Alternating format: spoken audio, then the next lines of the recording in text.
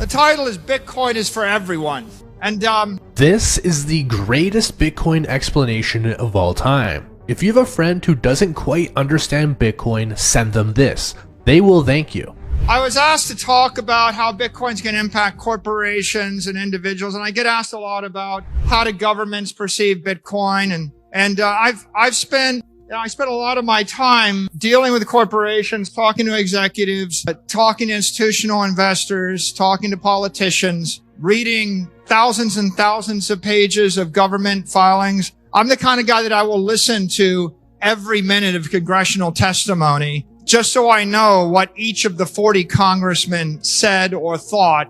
Admittedly, I'll do it on a speed listen, but I will listen because I want to know what they thought. And so what I prepared today is kind of amalgam of my views on this. So I'm going to start with a simple observation I think we all understand. To survive, everyone must convert their work into assets that are scarce, desirable, portable, durable, and maintainable. If you're a living creature, you're converting your work into organic energy. We call it fat. Fat's the most scarce, desirable, portable, durable, maintainable asset in the organic world. It might have been demonized, but if you can't generate fat, you're a type 1 diabetic. Life is going to be short and brutal and difficult. You really need to be able to store energy. Now, if you're an individual, a company, a family, a government, you have the same exact challenge. Now, we all know Bitcoin is the best asset. You agree? And there is no second best asset. And that is why we are here, right? Because we need an asset. Bitcoin is the best. There is no second best. But why is that the case? Well, let's just start with Bitcoin is digital. And the entire world for the last 5,000 years has lived on analog assets. Real estate, gold, silver, paper, money, bonds, buildings, collectibles, sports teams, livestock, cattle, and bales of tobacco, seashells, and glass beads. Now we have a digital asset. In fact, this is the digital asset. Maybe this is the only digital asset. Now, what is that? What kind of asset is it? Well, you could think of it as digital capital. And we've talked about capitalism. There are hundreds of trillions of dollars of capital. Bitcoin is digital capital. You could also call it property. We have hundreds of trillions of dollars of property in the world. Bitcoin is digital property, something you can own. We could also call it wealth. Bitcoin is digital wealth. Analog wealth is when you own hundreds of acres of land somewhere. We can also call it digital money. Money, a medium of exchange, a store of value, a unit of account. But as you see, sometimes when people get when they get focused on money, they immediately go to medium of exchange and they immediately think about a currency and they immediately get themselves wrapped around the axle in apposition to the peso or the dollar or the naira. And it becomes a very political discussion. When you come back to think of it as property or wealth, then it becomes much less political. And of course, my favorite, Bitcoin is digital energy. Now, fat is organic energy. The universe is made up of energy. Matter is static energy. Einstein showed us that when he gave us the E equals mc squared. He said matter is energy, energy is matter. Now, Bitcoin is more than these things. I could go on for a while, but the point of this is not to talk to you about what Bitcoin is. You already know what Bitcoin means to you. The real point of this discussion is to talk about what Bitcoin means to the rest of the world. Bitcoin's going to have many types of participants in the future. One set of participants, one set of people that are going to be plugged into the Bitcoin network are clearly individuals. There are 8 billion individuals on the planet. What are individuals going to contribute to the Bitcoin network, right? The individuals bring creativity. They bring clarity. They bring conviction. They bring capability. They bring the conscience to the world. And of course, they are going to hodl. They're going to hold Bitcoin for life, right? Now, how many? Lots, right? Right now, there are hundreds of millions of individuals that have an interest in Bitcoin one way, shape, or the other. It's going to be billions. It's going to continue to grow.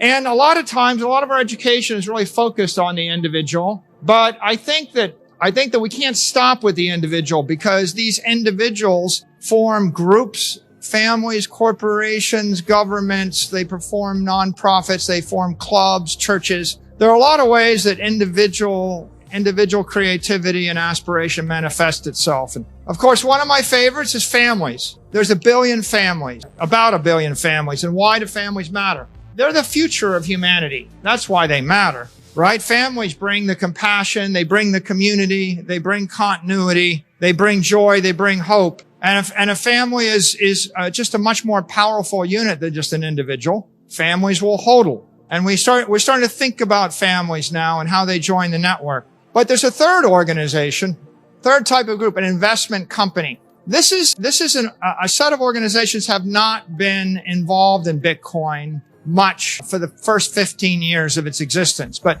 investment companies can be mutual funds, they can be trust funds, they can be exchange traded funds, these ETFs, they can be hedge funds, and they have not trillions, but probably $100 trillion worth of assets floating out there. And they get to decide how those assets will be disposed of and how they'll be situated. And they are actually acting on behalf of families and on behalf of individuals. So on one hand, you can't write them off when they can decide to reallocate $10 billion from gold to Bitcoin on behalf of 18 million retirees that used to work for the Postal Service, right?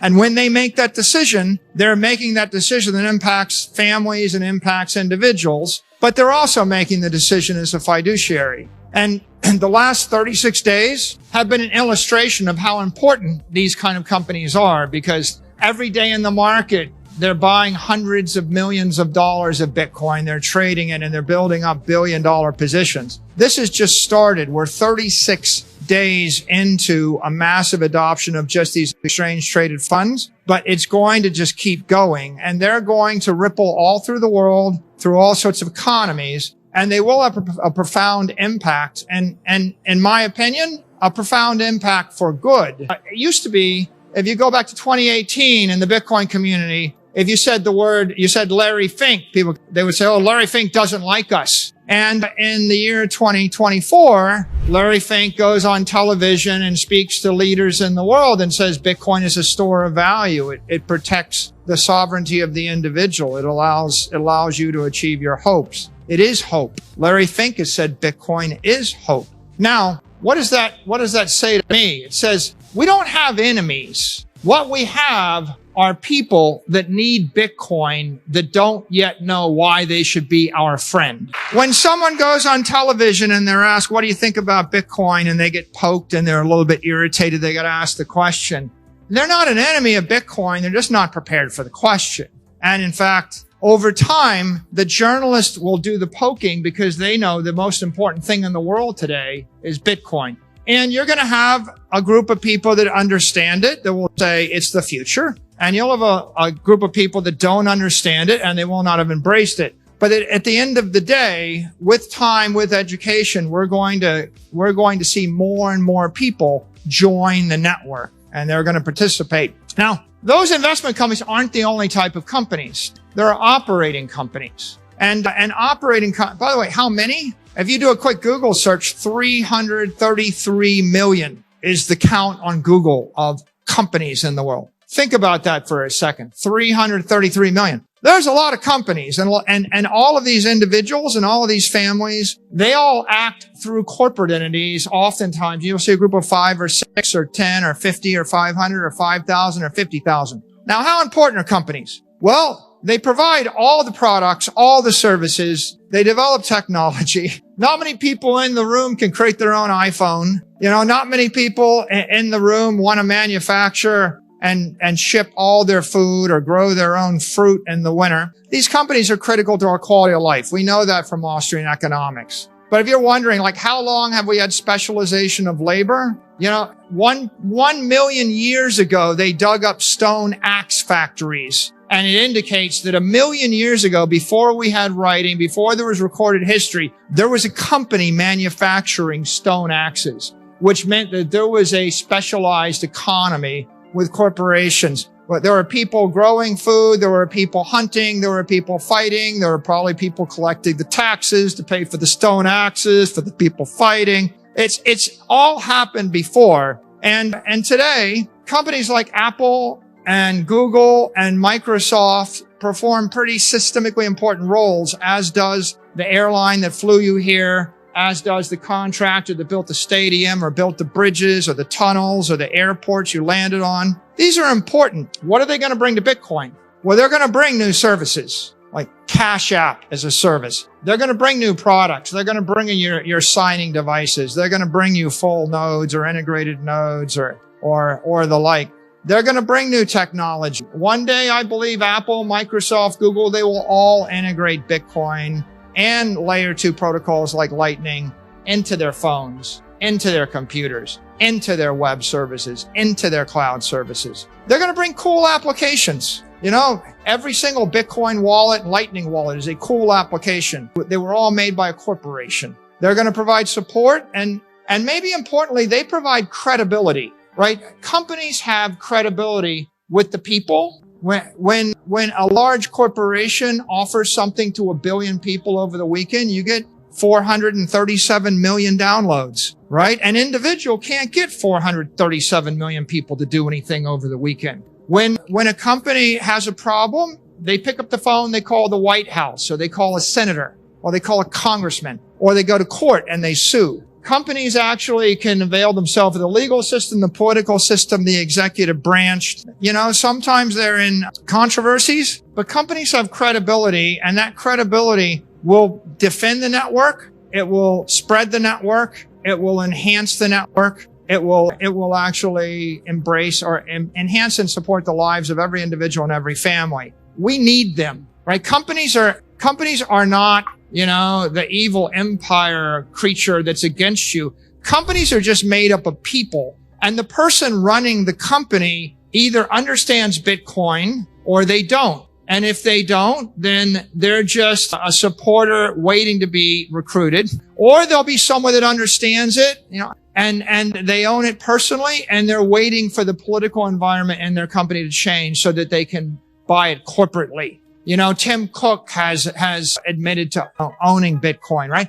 Lots of senior level CEOs own it. Sometimes they're reacting to their shareholders, their board of directors, their employees, their regulators, and privately, individually, they would pursue one agenda, but publicly, because they have to report or they have to represent the corporate interests, and they have to respect the constituencies they serve. Like the customers that don't understand it, they have to wait until their customers understand it or demand it before they can move. But ultimately, these operating companies are going to be great supporters of the network. They already are, and they will hodl. They're going to build Bitcoin on their balance sheets in the same way. Now we get to everybody's favorite, banks, right? And you can be your own bank. That's the promise of Bitcoin. But you know, there are thousands, if not tens or hundreds of thousands of banks in the world, and they're serving, you know, who knows how many people, you know, billions and billions of people, and they're custodying hundreds of trillions of dollars of assets, and they are intertwined essentially in the fabric of the economy. And Bitcoin offers them something too. It offers them the same benefits and many of the benefits it offers a family, an individual, corporation. But what do? Well, they custody, they extend credit, they'll give you a loan, they deal with compliance rules. How many different sets of rules are there in the world? There's 10,000 jurisdictions, 10,000 different sets of rules. And the banks have armies of lawyers and accountants and compliance people to figure out how to give you a mortgage or to figure out how to give you a car loan, right? It's a lot of work. You know, you don't really want to borrow money from the dude down the street, right? They call that a loan shark. And yes, you can do it, but the interest rate, you know, is going to run to 70% a year, not 7% a year. So however bad you think it is with a bank, it gets infinitely worse when it's an individual, right? And they don't sue you. They break your legs when you don't pay the bill. So banks are really important for these things. They also have an important role in transfer, settlement, moving assets around millions of times a day or billions of times a day. And ultimately, you know, they used to joke banks where all the money is. Banks will hodl. Banks will also hold Bitcoin on their balance sheet in time. Did you find this Bitcoin explanation helpful? Well, if you did, share it with friends, family, or anybody else who might not fully understand the asset. I'll see you next time. Goodbye.